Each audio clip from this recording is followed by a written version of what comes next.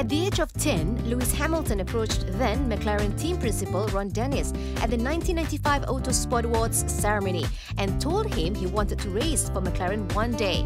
Sure enough, 15 years later, he is the youngest Formula One world champion. Fast forward to 2010, Fairuz Fauzi keeps the Malaysian flag flying high as test driver for Lotus One Malaysia, but no one seems to be coming up the ranks. And so, when will Malaysia produce another F1 driver, let alone a world champion?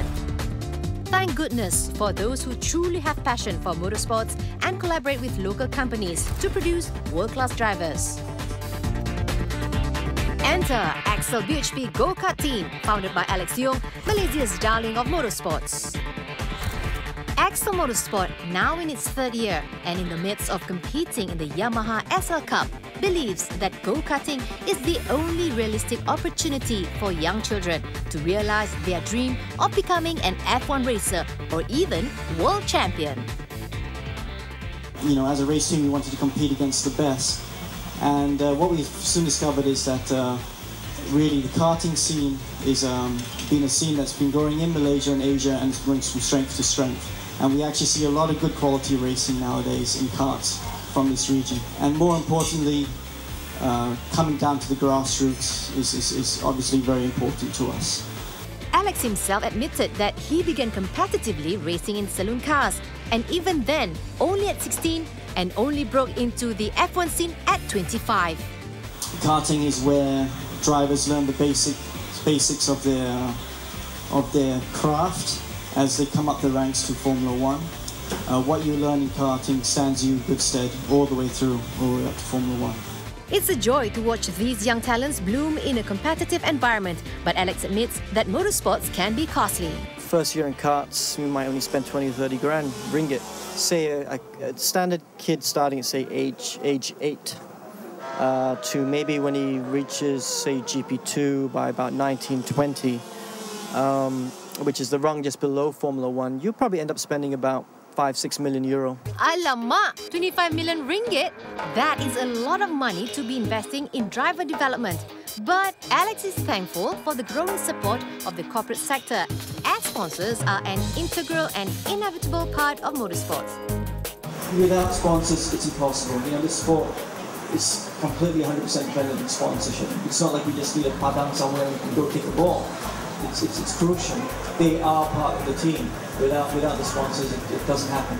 On the other hand, the sponsors, being a new player in the motorsports scene, have modest expectations. The benefit is quite simple. We are a relatively new company. I mean, relatively new. The brand is about 5 years old. The exposure has been great, over the past 5 years. And I hope that this will add on to the brand awareness, add on to the consumer, knowledge about us, and that's what we look for.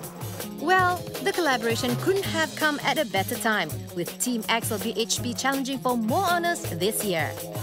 Daimi Shamuddin, 11 years old, won the National Yamaha SL Cup when he was 9 and the Asia Micromax when he was 10. James Paul is another great hope. Only 10 years of age, last year he was crowned the KKS Malaysian Cadet Kart Champion. The veteran of the lot at 14 is Tan Wei Ron. Already notching several podium finishes, Ron is truly dedicated to the sport. But team manager of Axle BHP, Megat Shazril, believes the hard work his team puts in will be worth every drop of sweat. And he doesn't just believe in his boys. With other karting teams also training young drivers, he is optimistic about Malaysia's timeline in producing a top driver. For a start, we now have Fairuz Fauzi. He's already in the Lotus, he's a third driver. That's a good start for Malaysia, but yeah, I think it will take at least another 5 years, to have at least somebody as a driver towards the world champion. Whoa, 5 years to produce an F1 driver is optimistic, but world champions? Well, who knows? Team Axle BHP believes they can reach the stars. With the Boleh spirit shown by our motorsports teams and proper coordination between sponsors and government entities, the future looks bright indeed. You are watching Driven only on 8 TV. We've come a long way since Malaysia's first involvement in F1 since 1995, when Petronas sponsored the Sauber Formula One team. By 1999, Malaysia hosted the first ever Formula One Grand Prix in the region at the Sepang International Circuit, a milestone for Malaysian motorsports. In 2001, Alex Yoong became the first Malaysian F1 driver when he joined Minardi. And in 2010, Lotus rejoined F1, another feather in Malaysia's cap. Although the brand is British, Lotus Racing is run by one Malaysia F1 team, Sendirian Berhad.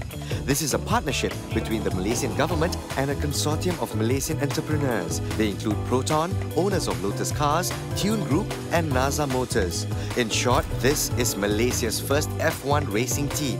Making the charismatic Datuk Sri Tony Fernandes as team principal was a PR masterstroke, while the actual running of the team falls to Mike Gascoigne, a guy who has more than a decade's experience as technical chief for teams such as Toyota, Renault and Jordan. They also hired veteran drivers Jarno Trulli and the talented Heikki Kovalainen and installed the promising Fairuz Fauzi as the reserve driver. All this reinforces the idea that Lotus Racing's short-term ambitions are to build for the future. The targets for this year are modest: finish the races and do better than the other two rookie teams. Lotus, Virgin and Hispania are all powered by Cosworth engines, with the rivalry between team principals Tony Fernandes and Richard Branson already resulting in a bet. The loser has to dress up as a stewardess and serve drinks on a flight on the winner's airline. The results have been mixed. Lotus has just been doing better than the other debuting rivals. But problems with the car's hydraulics and gearbox have surfaced in almost every race so far, resulting in one car withdrawing in each of the last few races this season.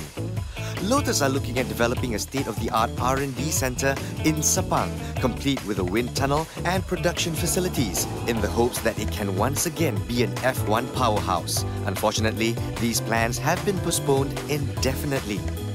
While the team progress is slow and steady, Malaysians should take the news with a pinch of salt. Technology can be acquired if the price is right, but there's so much work to do in terms of grassroots motorsport.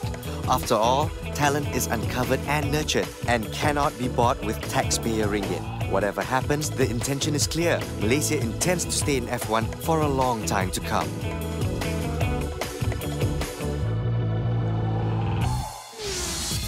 We head to Portugal to test out the new 5 Series when we come back.